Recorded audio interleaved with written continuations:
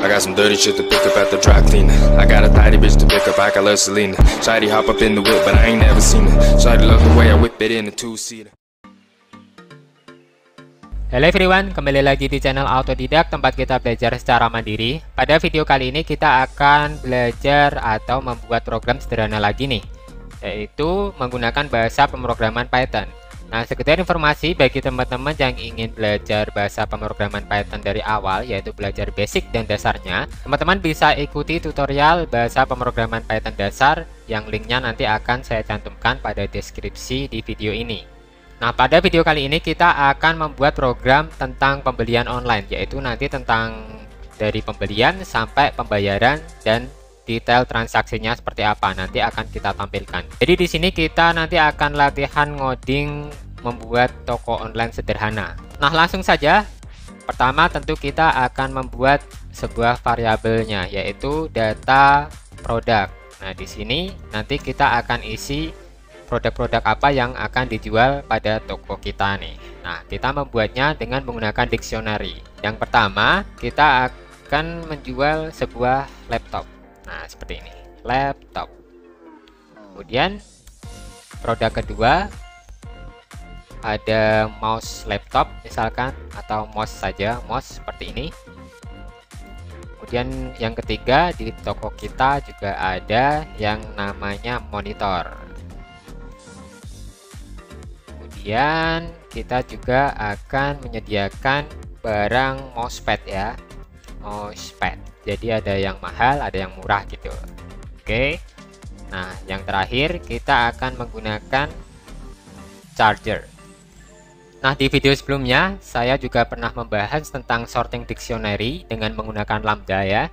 Jadi bisa menggunakan by key dan by value. Nah, di sini akan saya tunjukkan metode yang lain lagi, yaitu kali ini saya akan menggunakan same key atau kunci yang sama. Jadi antara barang dan harganya nanti saya akan menggunakan key-nya ini, yang pertama 1, 2, 3, 4, 5 ini sebagai primary key. Jadi untuk menampilkan detailnya nanti ID produk, kemudian nama produk dan harganya, saya akan menggunakan kunci ini. Jadi kunci ini nanti akan saya buat sama pada harganya. Oke, seperti apa? Langsung saja. Yang kedua, saya akan membuat list daftar harganya, yaitu variabel daftar harga. Nah, ini harganya kita juga sudah menentukan ya tentunya dari toko yang akan kita buat nanti. Kita juga buat dictionary. Namun di sini saya menggunakan key yang sama. Key ini akan saya jadikan primary key atau saya jadikan ID produknya. Jadi di sini yang nomor 1 tentu kita akan isi dengan harga dari laptop. Misalkan 2 juta. Seperti ini. Kemudian untuk ID produk nomor 2 berarti kita isi harga mouse. Ya, harga mouse misalkan kita kasih 50.000. Kemudian yang ketiga tentu kita isi dengan harga monitor. Monitor ya kita kasih yang murah aja 600.000. Kemudian yang keempat kita isi dengan harga mousepad ya. Mousepad itu sekitar berapa ya? 30.000 lah. Oke.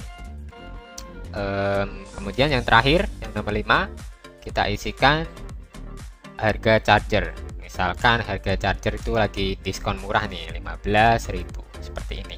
Oke, nah selanjutnya saya akan membuat sebuah variabel dictionary transaksi seperti ini. TRX saya singkat aja. Nah, di sini akan saya isi dengan sebuah dictionary kosong. Jadi nanti isi dari variabel ini akan saya inputkan melalui algoritma atau coding yang akan kita tentukan nanti. Nah, tentu saat kita belanja online pasti ada yang namanya disuruh memilih metode pembayaran. Nah, kita juga akan membuat itu daftar metode pembayaran. Kita usahakan latihan sesuai dengan yang aslinya ya tentunya ketika kita belanja pada online shop. Kemudian daftar metode pembayaran ini akan saya isi juga dengan dictionary. Kita pakai kurung kurawal. Yang pertama, misalkan metode pembayaran dengan transfer bank. Oke, seperti ini. Kemudian yang kedua, biasanya apa sih ya? Anggap aja pakai virtual account atau koin atau poin yang ada di platform masing-masing, anggap aja gitu. Oke, kemudian yang ketiga, cash on delivery aja ya, on delivery yang sekarang lagi rame-ramenya nih, yang paling sering digunakan ya. Kemudian yang keempat, mungkin bisa menggunakan kartu kredit gitu, kartu kredit. Oke, kita isi 4 aja. Nah, setelah menentukan variabel-variabelnya, di sini saya akan mencetak atau print buah tulisan seperti ini. List product. Nah, saya akan copy biar sama, imbang kanan kiri. Nah, di list produk ini saya ingin menampilkan di program yang akan kita buat itu, yaitu ID produk, kemudian nama produknya apa, serta harganya berapa. Jadi kita akan menggunakan perulangan, yaitu for i in data product seperti ini. Kemudian kita akan print, yaitu yang pertama ID product. Nanti dia akan muncul data ID produknya. Kemudian kita kasih spasi, yaitu \t. Kita akan menampilkan nama produk.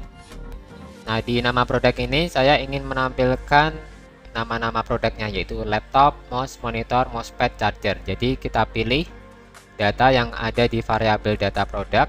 Jadi kita tulis variabelnya data produk. Kemudian kasih kurung siku i, yaitu kita ambil yang indeksnya ini, yang value-nya, bukan key-nya, karena key-nya kita isi dengan ID produk.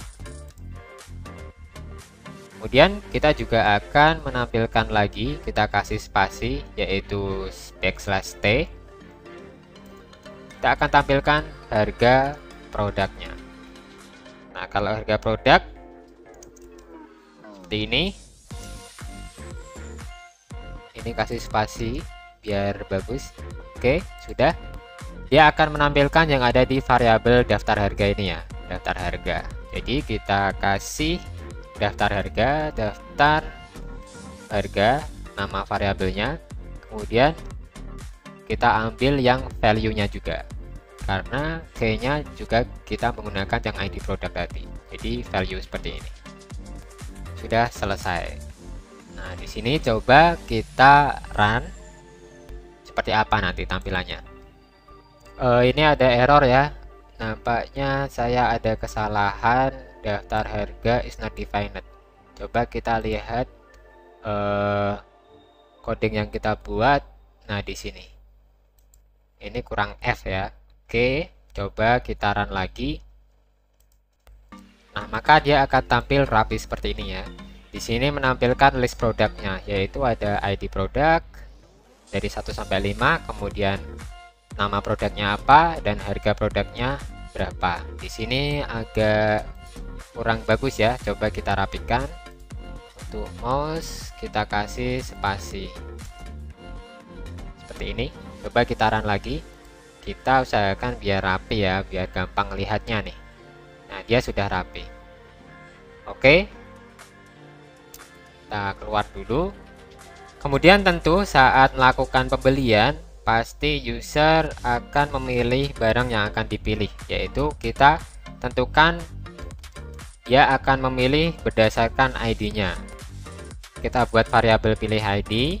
Terus di sini kita convert dulu menjadi integer ya, karena ketika kita menggunakan data yang diinput oleh user, dia otomatis menggunakan string biasanya. Maka harus kita convert dulu menjadi integer agar bisa kita manipulasi lagi nanti. Kita berikan inputan, yaitu sesuai yang dipilih user. Oke, kita kasih tulisan pilih ID produk. Jadi nanti usernya disuruh memilih ID produk yang akan dibeli yang mana. Oke, dari sini kita akan membuat algoritmanya, yaitu menggunakan pengkondisian if. Jika pilih ID atau yang diinputkan user ini ada di dalam data produk, jadi yang diinputkan user ini ada di sini antara 1 sampai 5. Kalau di sini ya, tinggal teman-teman kembangkan aja. Maka yang terjadi adalah kita buat sebuah variabel lagi, yaitu pilih beli, sama dengan kita gunakan data inputan dari user lagi, yaitu kita berikan notifikasi konfirmasi ya. Biasanya kalau di pembelian online kan juga ada nih, ketika kita klik produknya maka ada tulisan ingin beli sebagai konfirmasi. Kita kasih tanda tanya, kemudian di sini jawabannya kita tentukan saja, yaitu yes or no. Titik 2. Nah, di sini kan nanti user input Y atau N sebagai dia ketika konfirmasi ingin membeli produk tersebut atau tidak. Nah, di sini kita tentukan pengkondisiannya juga, if pilih beli, atau jika user menginputkan Y seperti ini. Kita bisa gunakan kecil atau besar ya. Kalau di keyboard user kan kadang kepencet caps lock sendiri, jadi dia otomatis besar. Jadi kita bikin algoritma untuk keduanya aja, yaitu untuk Y kecil atau Y kapital. Or pilih beli sama dengan Y kapital seperti ini, atau Y besar. Ketika user sudah konfirmasi untuk membeli, maka dia akan mengisi datanya, yaitu data penerima. Kita akan input datanya, yaitu nama penerima siapa, alamatnya di mana. Nah, kita bikin algoritmanya di sini, yaitu maka kita buat nama variabel, yaitu nama penerima, sama dengan datanya yang berisi inputan dari user, nama penerima seperti ini. Kemudian kita copy aja.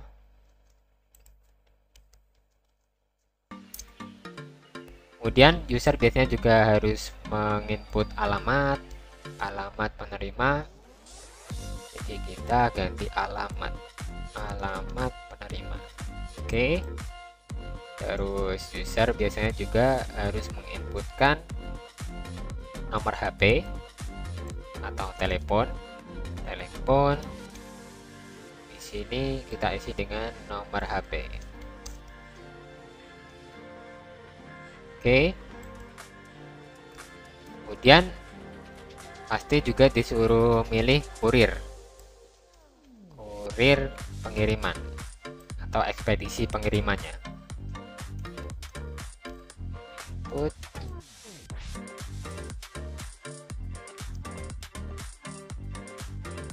kurir pengiriman. Nah, ini biar dia rata, kita coba ratakan seperti ini.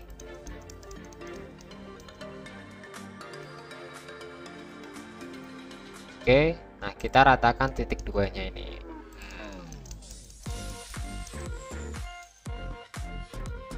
Nah, dia biar rapi nantinya ya. Nah, di sini baru kita isi variabel kosong yang sudah saya tentukan tadi, yang berupa dictionary. Kita isikan di sini dictionary transaksi TRX sama dengan kita gunakan kurung kurawal karena dia dictionary, maka dia akan berisi data ini, yaitu nama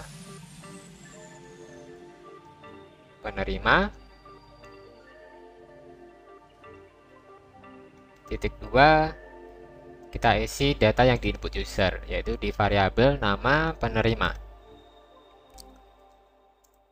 Kemudian alamat penerima Ini kasih spasi aja, alamat penerima. Kita isikan juga alamat penerima. Terus di situ yaitu nomor HP ya. Nomor HP. Di sini kita isi dengan telepon. Mana tadi kita namai dengan variabel telepon. Kemudian kurir pengiriman kita isi dengan data yang diinput oleh user di kurir pengiriman. Ini pakai kecil aja biar gampang ya. Oke, kurir underscore pengiriman. Nah, usahakan kalau membuat nama variabel itu yang relate sama datanya, jadi kita nggak bingung ya. Misalkan nama penerima ya kita variabelnya nama penerima gitu. Dan yang terakhir product ID. Product ID. Di sini kita isi yang ada di variabel product ID. Nah, ketika user sudah mengisi semua, maka kita akan membuat pilihan di sini yaitu else kondisi di mana user ada yang belum mengisi. Jadi langsung di enter. Maka dia yang terjadi adalah pass. Pass ini adalah null operation. Coba kita detailkan. Nah, di sini pass is a null operation. Jadi ketika ini dieksekusi oleh program, maka nothing happens. Nggak terjadi apa-apa. Jadi ketika user salah menginput atau user ada yang belum lengkap penginputannya, maka dia tidak terjadi apa-apa. Tidak ada pemesanan di situ. Kemudian kita membuat pengkondisian lagi, yaitu ketika user sudah mengisi datanya. Berarti data yang ada di variabel dik transaksi ini atau dik.trx ini dia tidak kosong. Nah, jadi ada data, maka ada panjangnya. Panjang pada data di variabel dik.trx atau dictionary dari transaksinya dia lebih dari 0 ini, maka print kita kasih tulisan seperti ini metode pembayaran. Nah, kita akan menentukan metode pembayarannya nanti apa aja. Oke, kita copy aja di sini. Nah, seperti ini. Nah, baru kita tampilkan metode pembayarannya, pilihannya apa aja, yaitu yang sudah kita buat tadi di daftar metode pembayaran. Jadi di sini kita gunakan perulangan untuk menampilkannya, yaitu for i in variabel daftar underscore metode underscore pembayaran yang sudah kita buat tadi. Titik 2 kita print yang ada di situ, yaitu print yang pertama kita tampilkan ID pembayarannya. ID titik 2 di sini kita tampilkan ID pembayarannya, yaitu yang ada di i atau di key-nya. Key itu yang ini ya, ini key-nya 1 2 3 4. Kemudian akan kita tampilkan metode pembayarannya apa aja, yaitu kita gunakan spasi dulu, \t pakai ini metode pembayaran. Titik 2 kita akan tampilkan yang ada di variabel daftar metode pembayaran yang value-nya, yaitu kita gunakan kurung siku i. Tentu nanti di program yang akan dibuat nanti pasti akan menampilkan sebuah inputan metode pembayaran yang akan dipilih oleh user. Maka kita sediakan variabel lagi, pilih metode ini yang belum dipakai ya, pilih metode. Kemudian kita convert dulu menjadi integer. Nah, di sini baru user menginputkan metode pembayaran, yaitu input dipilih by ID aja, pilih ID metode pembayaran.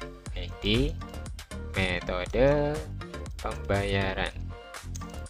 Kita lakukan pengkondisian lagi, yaitu jika pilih metode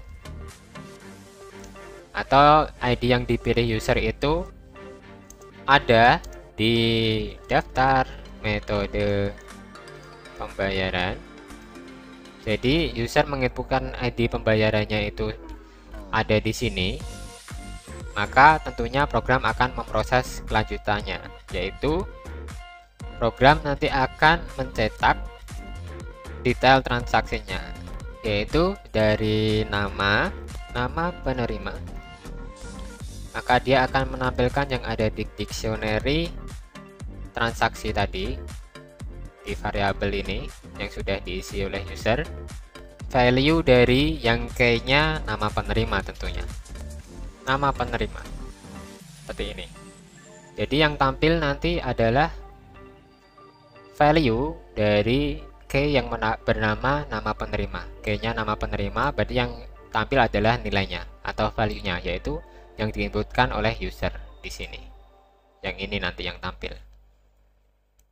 Kemudian nanti program juga akan menampilkan, kita setting di sini, habis nama dia adalah alamat. Jadi di sini kita tulis alamat penerima sesuai dengan ini, alamat penerima. Kemudian nomor HP.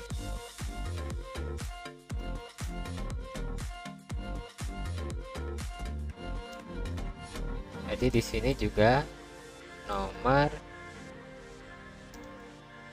HP,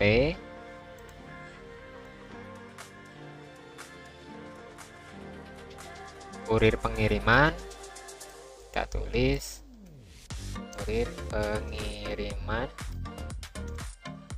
Di sini juga, jadi kita tulis di sini sesuai ini ya, kurir pengiriman dengan K besar, P besar, kurir pengiriman. Oke. Kemudian tentu kita akan menampilkan produknya. Di sini adalah produk. Kemudian berarti ketika produk ini kita gunakan yang variabel data produk. Data produk yang sesuai dengan yang diinput oleh user, yaitu pilih ID. Dan harganya berapa? Pasti di transaksi juga akan muncul seperti ini ya, harga. Maka di sini kita menggunakan daftar harga. Dan yang sesuai yang dipilih oleh usernya, yaitu pilih ID tadi. Kemudian kita tentukan juga print metode pembayaran. Maka di sini kita gunakan variabel yang ini ya, metode pembayaran ini. Daftar underscore metode underscore pembayaran yang pilih metode. Jadi ini ganti dengan pilih metode. Nah, tentu dalam setiap transaksi, kalau menyangkut pembayaran atau nominal uang, pasti ada yang namanya notifikasi konfirmasi. Jadi kita akan membuat variabel konfirmasi di sini yang berisi dengan inputan user, yaitu tentang yakin atau tidak. Jadi kita pilih kata-kata ini, apakah Anda yakin ingin melakukan pembayaran? Tanda tanya. Kita kasih opsi yaitu yes or no. Titik 2. Kasih dalam kurung aja di sini. Oke. Jadi nanti user milih Y atau N, yes or no. Nah, kita gunakan pengkondisian lagi yaitu if atau jika konfirmasi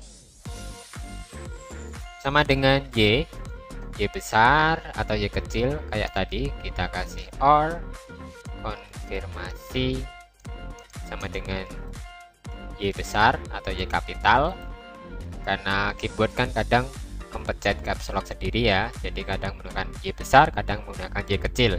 Ini untuk mempermudah user saja. Maka print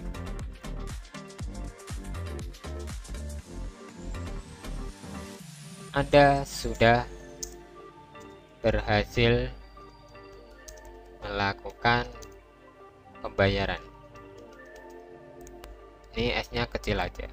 Oke. Nah, di sini kita kasih opsi lain, else. Jadi jika dia memilih no, maka kita kasih pass, tidak terjadi apapun. Jadi datanya tadi tidak diproses oleh program.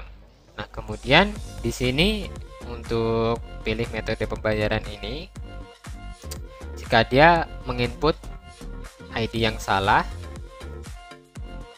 maka kita kasih opsi juga di sini titik 2 print metode pembayaran tidak tersedia. Jadi kan tadi ada 4 nih, ada 4. Ketika dia menginputkan selain 1, 2, 3, 4, maka akan muncul tulisan ini, ID metode pembayaran tidak tersedia. Nah, di sini kita juga ada pengkondisian yang belum diproses ketika ID data produknya juga dia menginputkannya selain dari yang kita tentukan, yaitu 5. Maka kita kasih pilihan di sini, else print ID produk, kita kasih besar, ID produk tidak tersedia. Oke, seperti ini. Nah, coba kita run, hasilnya seperti apa. Nah, yang pertama produk akan menampilkan menu list produknya, yaitu ID produk 1-5, nama produknya apa aja, harganya berapa saja. Oke, kemudian di sini user tinggal milih ID produknya. Misalkan saya ingin membeli, kalau tadi kita sudah mencoba mousepad, sekarang kita akan membeli coba laptop ya, seperti ini. Nomor 1. Kemudian kita enter. Ingin beli, yaitu ini notifikasi konfirmasi. Nah, kita pencet aja Y atau N, yes or no. Kita ketik Y untuk membeli, kemudian kita enter. Nah, di sini kita disuruh untuk menuliskan nama penerima. Coba saya besarkan dulu. Nama penerima, misalkan kita kasih nama Roger. Kemudian kita suruh menginput alamat penerima. Alamat penerima Jalan Sudirman nomor 1, Kota Semarang. Oke. Nomor HP 0812345667. Misalkan ya, seperti itu. Kurir pengiriman coba kita isi The Best Express. Oke. Ini ada error ya, produk ID ini kita salah di line 40. Coba kita benarkan. Mungkin ini yang benar bukan produk ID karena belum ada variabel yang namanya produk ID nih. Salah nih saya penginputannya, yaitu produk ID itu kita harusnya data produk ya. Ini data produk.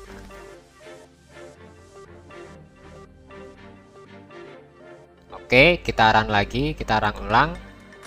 Maka dia akan tampil seperti ini. Kita perbesar dulu. Dia akan muncul ID produk dari 1-5, nama produknya apa, harga produknya berapa. Coba kita akan membeli laptop ya, berarti kita masukkan pilih ID produk nomor 1. Kemudian ada notifikasi konfirmasi, yaitu kita akan membeli, berarti kita pilih Y atau yes. Nama penerimanya kita isi aja, misalkan Roger tadi ya.